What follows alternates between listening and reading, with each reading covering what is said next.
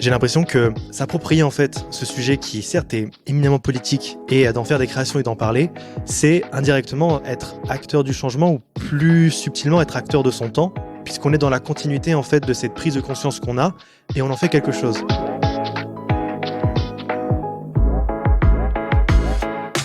À voix haute pour la biodiversité, c'est le podcast de l'association Humanité et Biodiversité où la parole des jeunes fait la différence. Aujourd'hui, faites la connaissance d'Arthur Pereira. Découvrez son parcours, l'origine de son engagement, ses réflexions sur la transition écologique et les projets qu'il porte pour notre avenir et le bien commun. Je m'appelle Arthur Pereira, j'ai 24 ans, je suis auteur-réalisateur et je travaille notamment avec l'association Banlieue Climat qui a pour mission de sensibiliser les jeunes issus des quartiers populaires et de la banlieue aux enjeux écologiques et environnementaux.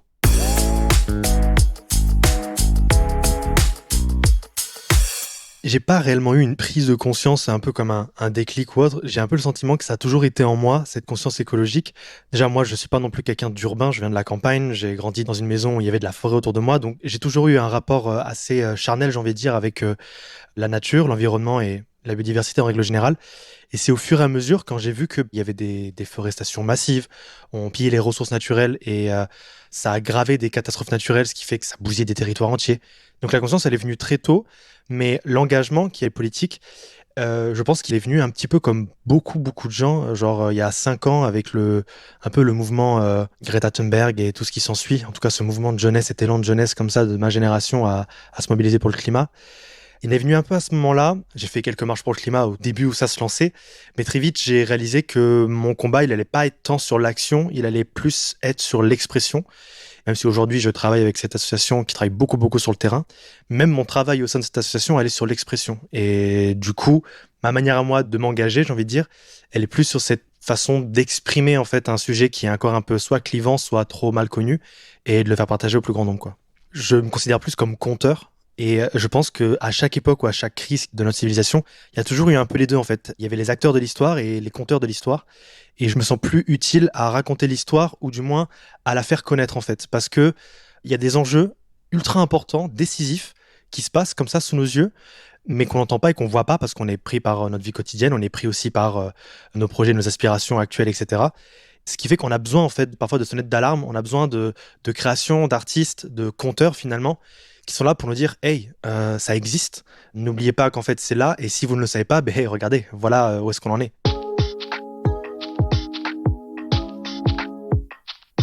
J'ai l'impression que pouvoir s'approprier en fait ce sujet qui certes est éminemment politique et d'en faire des créations et d'en parler, c'est indirectement être acteur du changement ou plus subtilement être acteur de son temps, puisqu'on est dans la continuité en fait de cette prise de conscience qu'on a et on en fait quelque chose. Et il n'y a rien de pire que d'être conscient de quelque chose, mais de rien créer à partir de cette prise de conscience et donc de laisser les choses telles qu'elles sont et surtout telles qu'on ne voudrait pas qu'elles soient. Donc je pense qu'un artiste aujourd'hui, il travaille autant à faire bouger les lignes parce qu'il éveille des consciences qu'un militant ou un activiste ou même un politique. Après, pour sensibiliser les autres, je pense que les discours, ça va un temps et on les a beaucoup eu là depuis ces dernières années. Beaucoup de discours d'ailleurs assez culpabilisants, ce qui fait que ça a détourné, j'ai l'impression, beaucoup de personnes de l'enjeu. Je pense que maintenant, le discours qui sera le plus parlant, ça va être les actes et l'exemple. Et même si en soirée entre amis, à des moments, etc., je peux avoir des réflexions un peu écolo-chiant, quoi. C'est plus parlant, admettons que genre t'organises un voyage et tu sais que c'est plus simple d'aller en avion, mais non, je vais prendre le train et ça va prendre 8 heures de plus, mais je vais le faire.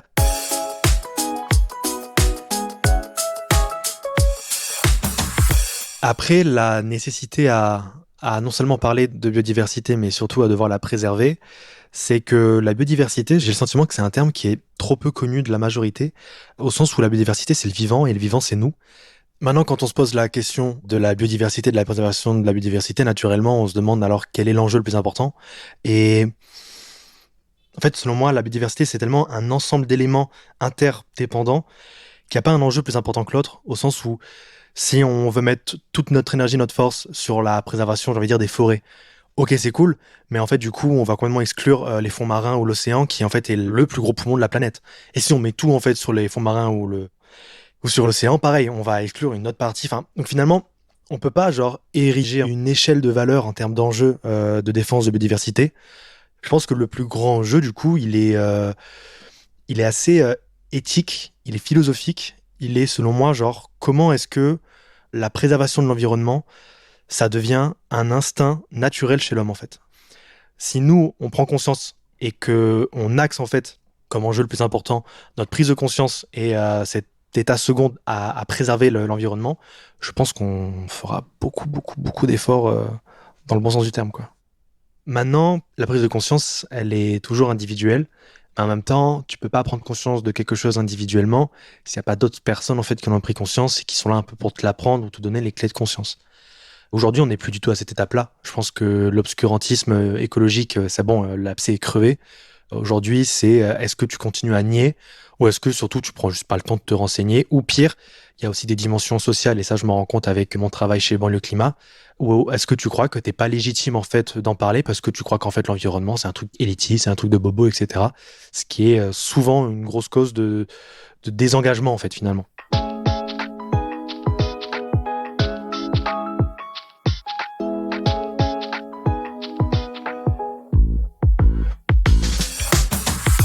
Si on veut ériger en fait cet enjeu comme l'enjeu principal et donc de faire en sorte que tout le monde a bien pris conscience du problème à tel point que maintenant c'est bon, on peut plus fermer les yeux dessus et que c'est unanime à chaque débat public et même à chaque débat politique, c'est unanime. Préservation de l'environnement, c'est d'abord le point clé à respecter.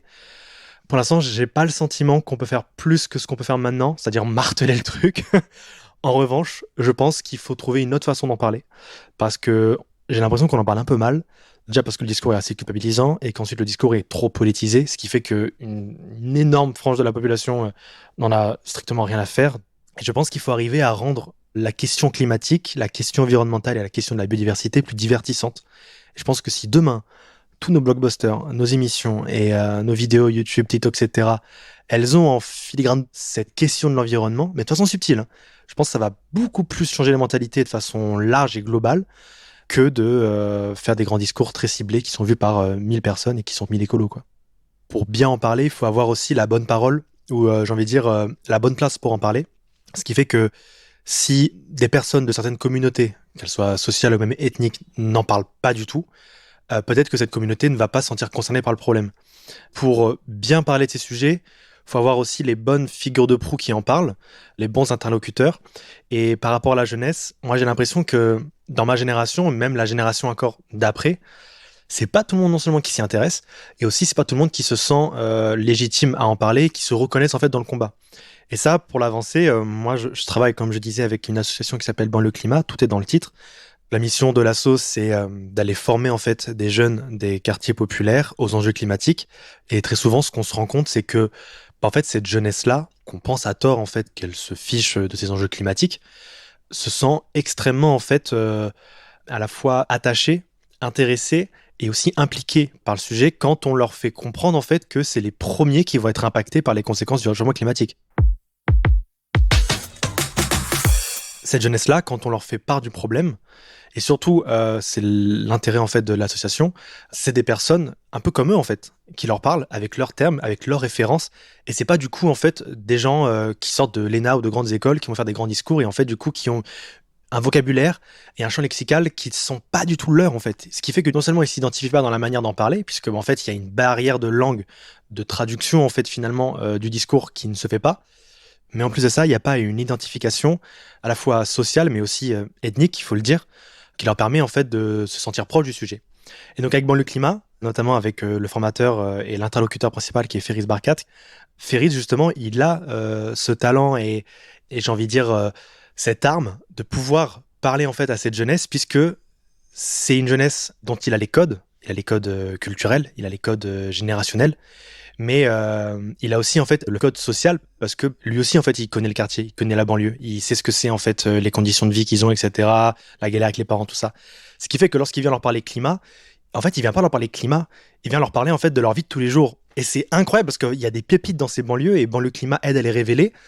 Elle donne en fait une graine qui va germer en fait dans ces jeunes et qui va donner en fait envie non seulement de se mobiliser mais surtout en fait de se pencher sur la question et de faire ce travail d'introspection pour prendre conscience en fait. Et moi voir tout ça, genre ça peut que me rendre plus optimiste parce que en fait le climat, il faut voir les choses telles qu'elles sont. On en parle depuis les années 60-70, ça c'est acté. On ne l'écoute pas depuis 50 ans. Il n'empêche, il y a 5, 6, 7, 8 ans, on n'en parlait pas comme on en parle maintenant, et c'était pas un tel acquis, même dans les médias, dans les journaux télévisés, que tel phénomène lié à conséquences du réchauffement climatique. Et du coup, ça m'inspire, et ça me prouve que les mentalités sont déjà en train de changer. La société est déjà en train de changer par le fond, et à partir de là, il y a tellement de choses en fait sur lesquelles on a pris du retard, comme par exemple les glaciers qui sont voués à disparaître, et il y aura une montée des eaux qui va redessiner nos territoires. Tout ça, c'est acté. Il y a un phénomène d'adaptation auquel on va devoir s'attendre à tous en tant qu'humanité. Mais quand je vois comment est-ce que la perception du problème a déjà changé en seulement 10 ans, quand je vois à quel point la conversation et la communication sur le problème aussi a tellement changé, à quel point elle est tellement plus mise en avant, enfin aujourd'hui parler environnement, c'est plus être un marginal, quoi. Du coup, ça m'inspire sur l'avenir. Je me dis genre en 10 ans, le truc il a basculé à une vitesse folle. Ben, je me dis genre dans 10 ans à quoi ça va ressembler, et dans 50 ans on en sera où, tu vois. Même s'il y a encore des projets, des choses en fait qui nous dépriment et qui sont toujours très mises en avant, moi je trouve qu'il y a quand même beaucoup d'optimisme, il y a beaucoup de belles nouvelles, le changement il est déjà là, et moi je le vois avec juste ce petit travail au sein des banlieues, etc. Non vraiment, qui aurait réuni une trentaine de jeunes des banlieues pour parler écologie pendant 8 heures? Genre là, il y a 5 ans, qui l'aurait fait? Personne n'aurait misé sur ça, et pourtant ça existe maintenant. Alors dans 5 ans, à quoi ça va ressembler? Dans 10 ans, enfin, je suis grave confiant, je suis vraiment grave confiant.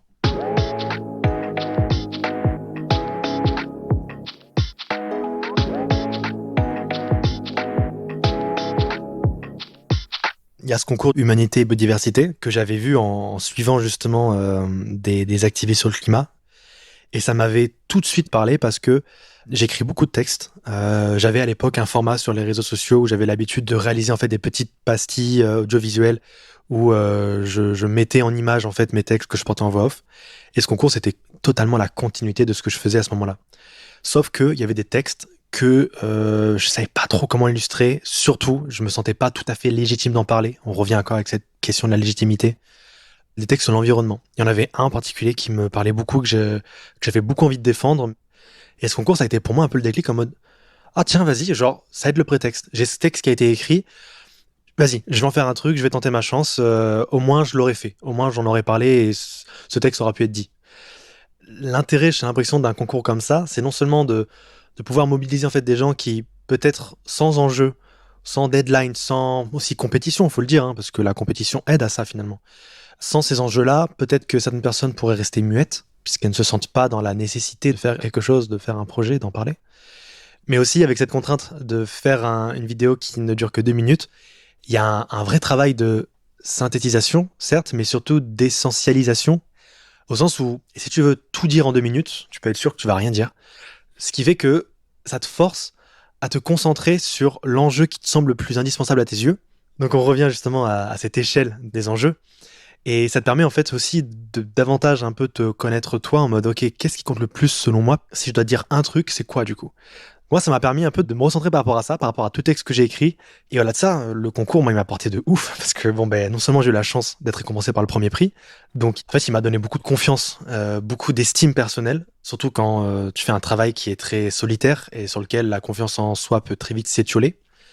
Donc non seulement il aide à ça, il te permet de te renforcer et de te donner plus d'énergie à continuer à prendre la parole et à t'exprimer sur le sujet.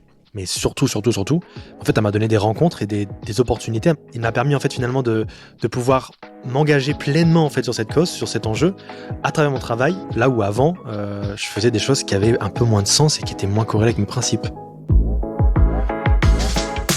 Merci à Arthur Pereira pour son témoignage dans À voix haute pour la biodiversité, le podcast où la parole des jeunes fait la différence.